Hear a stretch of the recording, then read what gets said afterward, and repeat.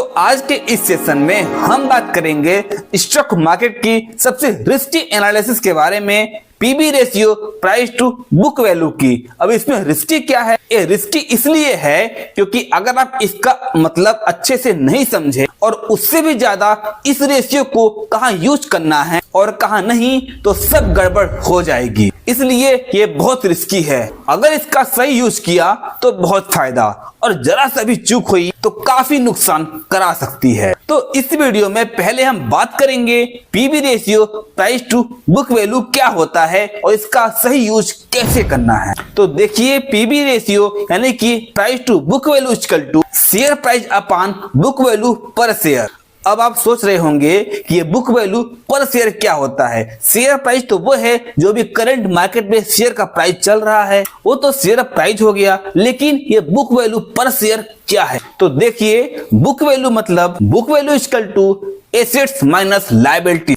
Assets यानी कि company के पास जो भी जमीन हो गई, फ्लैट्स हो गए, मशीनरी, कार, गाड़ी, जो भी कंपनी के पास ऐसी चीज हैं जो कंपनी के बिजनेस में मदद करती हैं, जो कंपनी के बिजनेस में काम आती, जो भी प्रॉपर्टीज या मशीनरी कंपनीज के पास है, जो उस बिजनेस में, जो कंपनी के बिजनेस में मदद करते हैं, जो कंपनी के बिजनेस में हेल्प करते हैं, सपोर्ट करते हैं, वो कंपनी के एसेट्स हो गए। और लायबिलिटीज यानी कि कंपनी जो चीजें या जो पैसा किसी दूसरे को देना है, कंपनी ने जो भी कर्ज लिया हुआ है, या जो भी ऐसी चीज है कंपनी के पास जो दूसरे को लौटानी है, जो कंपनी की खुद की नहीं है, वो उनकी लायबिलिटीज हो गई। तो बुक वैल्यू यानी कि एसेट्स माइनस लायबिलिटी। तो जैसे मान लीजिए मेरे पास 100 रुपए के एसेट्स हैं, यानी कि 100 रुपए के मेरे पास ऐसी चीजें जो खुद की हैं, जो मेरे बिजनेस में काम आती हैं, जो मेरे बिजनेस में सपोर्ट करती हैं, हेल्प करती हैं। और 50 रुपए की ऐसी चीजें हैं जो किसी और की हैं, या वो पैसा मुझे किसी और को लौटानी है।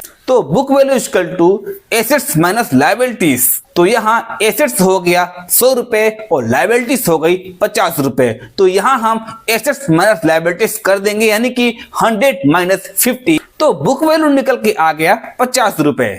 इसे हम एक और तरीके से समझ सकते हैं कि मान लीजिए फ्यूचर में कंपनी बंद हो गई तो आपको कितना पैसा मिलेगा, ये इस बात पे डिपेंड करता है कि कंपनी के पास कितनी लायबिलिटीज हैं, कितने एसेट्स हैं। तो एसेट्स में से लायबिलिटीज यानी कि जो चीजें मेरे को दूसरे को देनी है वो कंपनी दे देगी। तो देने के बाद जो बचेगा वो आपको मिलेगा, यानी कि आपको यहाँ 50 रुपए मिलेंगे। तो बुक वैल्यू मतलब यह भी होता है कि अगर कंपनी कल को बंद हो गई तो आपको कितना पैसा मिलेगा। तो इस केस में कंपनी के शेयर होल्डर को 50 रुपए मिलेंगे। लेकिन ये तो हो गई टोटल बुक वैल्यू, लेकिन हमें चाहिए बुक वैल्यू पर शेयर। तो बुक वैल्यू पर शेयर निकालना बहुत ही सिंपल है। तो book value per share equal to book value divided by total share. तो मान लीजिए मेरे पास कंपनी के टोटल शेयर 10 हैं और बुक वैल्यू पर शेयर हम निकाले हैं 50 रुपए। तो book value divided by total share, तो यहाँ हम 50 को 10 से डिवाइड किया तो बुक वैल्यू पर शेयर हो गया 5 रुपए। लेकिन ये तो बुक वैल्यू पर शेयर है, लेकिन हमें तो चाहिए प्राइस टू बुक वैल्यू यानी कि पीबी रेशियो। तो पीबी रेशियो कैसे निकालना है? तो यहाँ पर हम पहले वाला फार्मूला यूज करेंगे। तो price to book value equal to share price divided by book value per share. तो शेयर प्राइस तो आपको पता ही है, जो करंट मार्केट में अभी शेयर का प्राइस चल रहा है वो तो आपका शेयर प्राइस हो गया, और बुक वैल्यू हमने अभी 5 रुपए निकाला है। तो इस केस में मान लीजिए कंपनी का करंट शेयर प्राइस अभी 20 रुपए चल रहा है, तो price to book value equal to share price divided by book value per share. तो यहाँ पे शेयर प्राइस हम मान लिए 20 रुपए और 5 रुपए अभी हमने बुक वैल्यू पर शेयर को निकाला है। तो इस केस में 20 को अगर हमने 5 से डिवाइड कर दिया तो कंपनी का प्राइस टू बुक वैल्यू निकल के आ गया 4 रुपए। इतना सिंपल है इसको निकालना। अब प्राइस टू बुक वैल्यू तो 4 रुपए निकल के आ गया, लेकिन इसका मतलब क्या है? यानी कि PB ratio price to book value अगर किसी कंपनी की 4 रुपए है तो इसका मतलब क्या है? तो देखिए, PB ratio price to book value अगर आपका 4 रुपए है तो इसका मतलब ये हुआ कि 1 रुपए के नेट एसेट्स के लिए, यानी कि एसेट्स माइनस लायबिलिटीज, 1 रुपए के नेट एसेट्स के लिए आज आप 4 रुपए दे रहे हैं उस शेयर को खरीदने के लिए, तो इस केस में 20 रुपए जो शेयर का प्राइस है, तो आप 20 रुपए में उस शेयर को खरीद रहे हैं। लेकिन कल को अगर वो कंपनी बंद हो गई तो आपको केवल 5 रुपए ही मिलेंगे, जो कि कंपनी की बुक वैल्यू है। तो आप आज 20 रुपए दे रहे हैं 5 रुपए के एसेट्स को खरीदने के लिए, यानी कि आप 4 गुना पैसा दे रहे हैं। इसलिए price to book value PB ratio आया 4 रुपए। तो बुक वैल्यू से आप 4 गुना पैसा दे रहे हैं उस शेयर को खरीदने के लिए। तो आई होप कि आपको price to book value PB ratio आपको क्लियर हो गया होगा। लेकिन अब बात करते हैं सबसे जरूरी चीज की कि इस पीबी रेशियो को कहां यूज करना है कहां नहीं। तो देखिए, आप इसको यानी कि PB ratio price to book value को हर जगह अप्लाई नहीं कर सकते और न ही इस तरीके से कंपेयर कर सकते हैं कि एक कंपनी मुझे मिल रही है 1:1 प्राइस टू बुक वैल्यू पर और एक कंपनी मिल रही है 5:1 के बुक वैल्यू पर। जो 1 रेशियो पर मिल रही है वो सस्ती है, क्योंकि जितना उसका एसेट्स है उतना ही उसका प्राइस है, तो वो कंपनी सस्ती है। लेकिन नहीं, ऐसे हम कंपेयर नहीं कर सकते। क्यों? देखिए, कई ऐसी कंपनी हैं जैसे आईटी कंपनी हो गई, इनके पास एसेट्स बहुत कम होते हैं, इनके पास एसेट्स ज्यादा नहीं होते। वो एक बड़ा ऑफिस लेती हैं और वहां 500 लोगों को बैठा देती हैं। उनके पास ज्यादा एम्प्लॉइज काम करते हैं, लेकिन एम्प्लॉइज को एसेट्स नहीं मान सकते।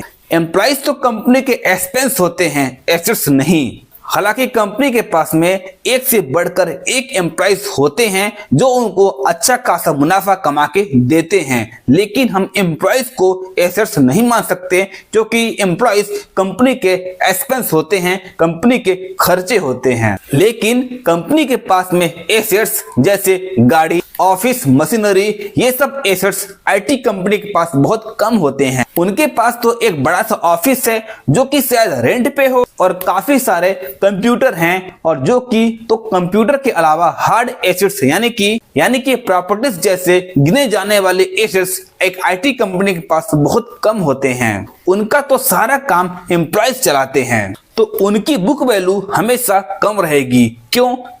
क्योंकि बुक वैल्यू कैलकुलेट होती है कंपनी के एसेट्स से, और एसेट्स में तो एम्प्लॉइज आते ही नहीं। एम्प्लॉइज तो कंपनी के एक्सपेंस होते हैं, तो उनकी एसेट्स हमेशा आपको कम दिखेगी, यानी कि उनकी बुक वैल्यू पीबी रेशियो हमेशा आपको कम दिखेगी। तो इन कंपनियों में जिनके पास एसेट्स हैं ही नहीं, या फिर जिनके पास एसेट्स कम हैं, या फिर जिसका बिजनेस मॉडल कुछ अलग ढंग से काम करता है, इसका बिजनेस मॉडल, इसका काम करने का तरीका कुछ अलग है, उसमें आप इस रेशियो को यानी कि पीबी रेशियो को अप्लाई कर ही नहीं सकते। अगर आप इन्फोसिस या फिर टीसीएस का प्राइस टू बुक वैल्यू अगर निकाल के देखेंगे तो इनका price to book value PB ratio इतना महंगा है कि आप इसको देखने के बाद इस कंपनी के शेयर को बाई करेंगे ही नहीं, इसके शेयर आप नहीं खरीदेंगे। इसके अलावा कुछ ऐसी कंपनी जो कि प्लाट, मशीनरी, लैंड इस तरह की चीजों को अपने बिजनेस के लिए डिपेंड नहीं करती। जैसे किसी कंपनी का ब्रांड बहुत अच्छा है और उसके ब्रांड के कारण उसका प्रोडक्ट बहुत ज्यादा बिक रहा है, या फिर उस कंपनी के पास में कुछ ऐसा लाइसेंस है जिसके कारण उसका प्रोडक्ट अच्छा प्रॉफिट कमा रहा है, जिसके कारण उस कंपनी की प्रोडक्ट बहुत ज्यादा बिक रही है, तो ऐसे कंपनियों के केस में बुक वैल्यू आपको कम दिखेगी। तो आपको ये देखना है कि कंपनी करती क्या है, क्या कंपनी का बिजनेस मॉडल उसके एसेट्स पर डिपेंड है या नहीं, क्या कंपनी का बिजनेस मॉडल कंपनी के एसेट्स के ऊपर डिपेंड है या फिर एम्प्लॉयज के ऊपर डिपेंड है, या फिर कोई ऐसा ब्रांड है या फिर कुछ भी ऐसा प्रोडक्ट है, कोई ऐसा ब्रांड है जिसकी वजह से वो कंपनी अच्छा खासा प्रॉफिट कमा रही है, जिसकी वजह से उसके प्रोडक्ट बहुत ज्यादा बिक रहे हैं। ये आपको अच्छे से चेक करना है, और अगर उसका प्रॉफिट उसके एसेट्स के ऊपर डिपेंड नहीं करता तो इस केस में उस कंपनी पर price to book ratio PB ratio का अप्लाई नहीं कर सकते। और जिस कंपनी के ऊपर बहुत सारे एसेट्स हैं उसमें आपको यह देखना है कि क्या वो एप्रिसिएट एसेट्स है या फिर डिप्रिसिएट एसेट्स है। अब इस बात को अच्छे से समझिएगा कि एक appreciate assets and depreciate assets में क्या अंतर है। तो देखिए, जैसे बैंक हो गया तो बैंक के पास कैश ज्यादा रहता है, बैंक के पास गोल्ड ज्यादा रहता है जो बहुत ही आसानी से लिक्विड यानी कि बिक जाता है। अगर कोई रियल एस्टेट कंपनी है जो लैंड बाई ऑन करती है तो लैंड भी एक ऐसा एसेट्स होता है जो आसानी से बिक जाता है, और गोल्ड हो या फिर लैंड हो इसकी वैल्यू हमेशा बढ़ती रहती है। तो ये एप्रिसिएट एसेट्स वाली कंपनी है। वहीं कुछ कंपनी ऐसी होती हैं जैसे बहुत बड़ा स्टील प्लांट हो गया, बहुत बड़ा सीमेंट प्लांट हो गया, बहुत बड़ा पावर प्लांट हो गया, उनके पास एसेट्स तो काफी बड़े बड़े होते हैं लेकिन वो एसेट्स डिप्रिसिएट एसेट्स में आते हैं। उनकी मशीनरी, उनके प्लांट्स खराब होते रहते हैं, रिपेयर होते रहते हैं, जिसके वजह से कंपनी अगर बोल रही है कि मेरे प्लांट की कीमत 5 करोड़ है, लेकिन कंपनी के ऊपर कुछ प्रॉब्लम आ जाए, कुछ बहुत बड़ी मुश्किल हो जाए और सच में अगर कंपनी उस प्लांट्स को सेल करना चाहे तो सेल करने के टाइम बहुत कई बार बायर नहीं मिलते, मतलब उसको खरीदने वाले नहीं मिलते, और कई बार कुछ प्रॉब्लम भी आ सकता है जहां उसकी कीमत अगर 5 करोड़ है, उस प्लांट की कीमत अगर 5 करोड़ है तो उसके प्लांट को खरीदने के बाद कोई उसको 2 करोड़ भी देने के लिए रेडी नहीं होता, क्या पता वो 1 करोड़ में भी न बिके। तो इस केस में जब कंपनी के पास एसेट्स बहुत डिप्रिसिएट टाइप के होते हैं तो आपको बुक वैल्यू पर बहुत ज्यादा ध्यान नहीं देना है। कहने को बुक वैल्यू 5 होगी लेकिन अगर सच में सेल करने की बारी आई तो ये 5 रुपए की चीज 3 रुपए में भी नहीं बिकेगी। लेकिन अगर वो कोई बैंक है जो गोल्ड एसेट्स और फाइनेंस जैसी कंपनी पर काम करती है, कोई रियल एस्टेट कंपनी है, तो आप ये मान सकते हैं ये चीजें इनकी बुक वैल्यू पर या फिर इससे ज्यादा की वैल्यू पर बिक सकती हैं, क्योंकि गोल्ड और लैंड और फाइनेंस की कीमत हमेशा बढ़ती रहती है तो इनकी कीमत हमेशा बुक वैल्यू से ज्यादा की कीमत पर फ्यूचर में बिक सकती है। तो इस केस में आप कंपनी की बुक वैल्यू पर यानी कि प्राइस टू बुक वैल्यू पर डिपेंड हो सकते हैं। इस केस में कंपनी का पीबी रेशियो यानी कि प्राइस टू बुक वैल्यू को आप फॉलो कर सकते हैं। डिप्रिसिएट एसेट्स वाली कंपनी से बुक वैल्यू से हमेशा दूर रहें। तो इसी तरह से हम कई सारे रेशियो और स्टॉक स्ट्रेटजी को एनालिसिस करते रहेंगे। अभी रिसेंटली मैंने पी रेशियो को एनालिसिस किया था और बताया था पी रेशियो की